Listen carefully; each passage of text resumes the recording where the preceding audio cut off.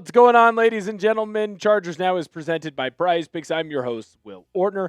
On today's show, we're going to be talking about who won OTAs for the Los Angeles Chargers, as well as who lost OTAs for the Los Angeles Chargers. Because I'm telling you right now, there were some guys who had a really good OTA session.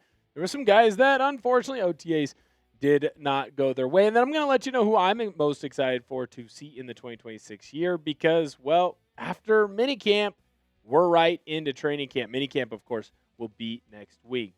Who do you think had the best OTAs for the Los Angeles Chargers? Ended up being over 3 weeks, couple of different days. Which player ended up showing you just how talented they were? First player that I want to talk about on today's program, of course, is Kayode Awosika. Someone who went into, I would say, this offseason with the Chargers as someone who was a bit of an afterthought. So much so that I think pretty much everyone else had somebody else penciled in as a potential starting guard for this team, and it certainly wasn't Kayode Awosika. Then we were able to learn from ESPN's Chris Rim that he was the one who was playing left guard next to Slater and Tyler Biadasz, and not someone that, well, we'll probably be talking about them here in just a little bit. I find this fascinating that the Los Angeles Chargers are in a position where they can go and take someone who was a fairly decent player, but certainly not someone who was a starter at their previous stop and instantly play them in that starting role. And from everything that we're hearing, Kayode Awosika has been someone who's been very, very impressive, playing himself into a key position with this team and making sure that at least for right now, he puts himself as a starter with this crew. This offensive line has to get better from last year, and I'm not going to sit here and say that it's a guarantee that Awosika puts himself into a position where he is a clear upgrade at that left guard spot, but it certainly feels like he's putting his best foot forward.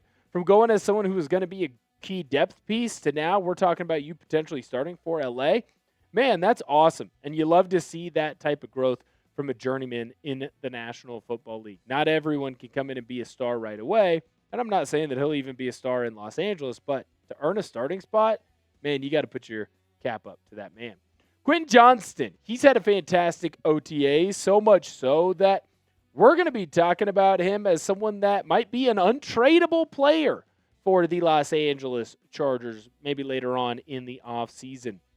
When you look at Johnston, I'm not going to say that he's been disappointing per se. If he was someone that was drafted a little bit later in the draft, maybe you'd be a bit more excited about the output that he has had for this team. But I do think it is important to note that he certainly hasn't been playing up to par like you probably had previously hoped. When you look at Quentin Johnston, I do think that he's going to be able to have a lot of success in this upcoming year. And I do think that he is someone that you are really going to see grow in this offense. Why do I think that? Because his offensive coordinator absolutely loves the production that he has had and what he believes he can create for him.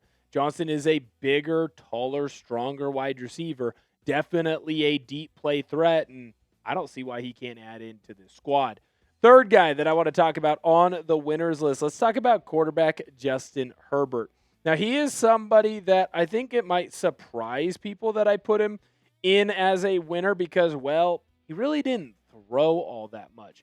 But what you do know about Justin Herbert is probably seeing him throw the football in OTAs is the last thing that anyone really needs to do. He's been very competent over his time as the starter here in Los Angeles, and he's someone that year in, year out, he ends up playing incredibly well. Now, what's going to be different is in the past, he was someone that held onto the football, used his legs, and then was going to try and make a superstar play every time. That's not what Mike McDaniel wants him to do, which is part of the reason why we haven't seen him really throwing the football.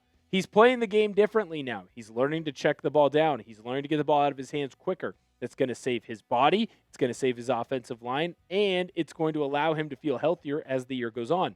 Trust the players around you, and you're starting to see Justin Herbert be able to be coached into doing that. We got more to talk about on today's program, but first, I need to let you know that today's show is made possible by Prize Picks. Prize Picks is America's #1 sports picks app and is the best place to win cash while watching sports. With playoff basketball here, there's no better time to cash in with our friends at Prize Picks. And I'll tell you this, the app is really easy to use. To qualify for a Prize Picks lineup, pick 2 to 6 players and select more or less on stat projections, including points, rebounds, assists, three-pointers, and several others across all sports. If you're more of a baseball guy, you can choose stats such as hits, home runs, and strikeouts. One thing I love is the new social feeds feature where you can share Prize Picks with your friends and copy lineups with a single click. You can actually follow me on the app at BigWill7774 to see all of my lineups. I have a lineup for the football action going on later on this year. Justin Herbert, more on his pass yards. Quentin Johnston, more on his receiving TDs. Rashid Shaheed, more on his receiving yards. New user offer. Download the Prize Picks app today. Use code HMA when you play your first $5 lineup to receive $50 in lineups. That's code HMA when you play your first $5 lineup to get an extra $50 in lineups with Prize Picks. Clickable link to download the app is in the comments and description. Next player that I want to talk about for the Los Angeles Chargers is one Omarion Hampton. Now, why do I want to talk about the running back going into his second year? He missed some time during OTAs, but when he was out there on the field, this guy really showed what we all know he can be, and that's a star running back. Someone last year kind of told me, hey, keep your eye out for Omarion Hampton. And while I did think he was going to be good in Los Angeles, I didn't really think he was going to be as good as he was. And I don't think that enough people give him credit for having 500 yards in a year where he only had 9 games played. Hampton is someone that was really bogged down last year by injury, and if he isn't injured, you're probably talking about him being a 1,000-yard rusher in the National Football League, and that's in year 1. Imagine what he's going to be able to do in a Mike McDaniel offense that's really going to accentuate that running back position. He's also not going to be asked to carry as much of the load. He's going to be asked to kind of be that running back 1A, the power back, to the running back 1B, who could be probably Keaton Mitchell. Last player that I want to talk about here on today's program for the winner's side is Nadame Tucker, a.k.a. Dame Tucker. This guy is an absolute beast. He was a UDFA from Western Michigan, someone who came over with defensive coordinator Chris O'Leary. Obviously had an absolutely stellar year last year, 14.5 sacks. He was balling out. Every single update I got from OTAs, it was Dame Tucker did this. Dame Tucker got a sack. Dame Tucker had a couple of TFLs. Dame Tucker was in the backfield every single play. This guy is getting better week after week after week after week. He is going to make this team, in my personal opinion. When you look at Dame Tucker, that is someone that we are going to say, what a great UDFA signing for this Chargers team. Dude's an absolute stud.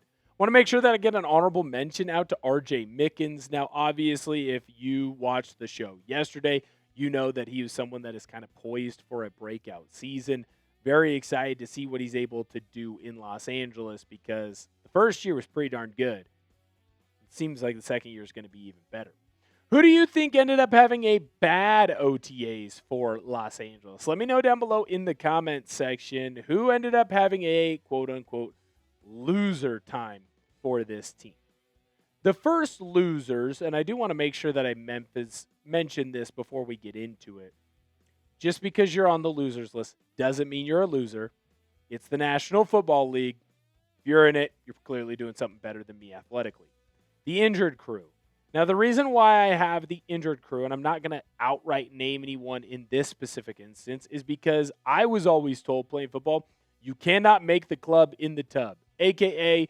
the best ability is availability. You hate to lose reps like this. There are only so many reps that a player is going to be able to get. And when you lose out, even if it is OTAs, even if it is mandatory minicamp, you lose out on valuable opportunities to get better. And that's what's most important in the National Football League, especially if you're a player that's battling it out for a position. In the National Football League, only so many players are essentially guaranteed a spot. Most players, they have to go out there and earn every single job that they have. And right now, if you're injured, that means more reps for another player. If you're not out on the field and that other player is getting extra reps ahead of you, maybe they'll end up passing you. Maybe they'll end up taking your job. Or maybe they'll end up being someone that ends up being the top target, and you now go from being the top guy to being the second guy. Jake Slaughter. Unfortunately, I am going to label him here as a loser, and this isn't really to call him out, to attack him. It's OTAs. Remember, it's very early in the offseason. But Slaughter was someone that was brought in to compete to be a starting guard with this team. Now, he's had some opportunities where he's running with the ones at that left guard position, but Slaughter has mostly been playing twos with the center position in that second group. It's early. Make that very clear. No one's really won a job in OTAs. You got to be able to go out and perform during training camp as well as during the preseason to earn that starting job.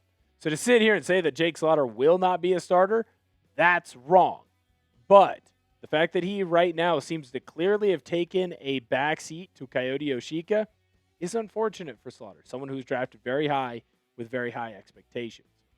Lastly, the National Football League. That's where a lot of these losers end up coming from because I'm telling you right now, the Los Angeles Chargers are loaded for bear. This team is a lot better than people realize or are probably going to be willing to give them credit for. When you look at this Chargers team, they are loaded from top to bottom on the offense and on the defense. The rest of the National Football League better be scared because this Chargers team, they're coming. I'm telling you right now, they're coming hard. Pause. Make sure you subscribe to the channel. Don't miss out on any Chargers news or rumors throughout the year of 2026. Thank you guys so much for viewing today's video. Go tell someone that you love them. And as always, bolt up.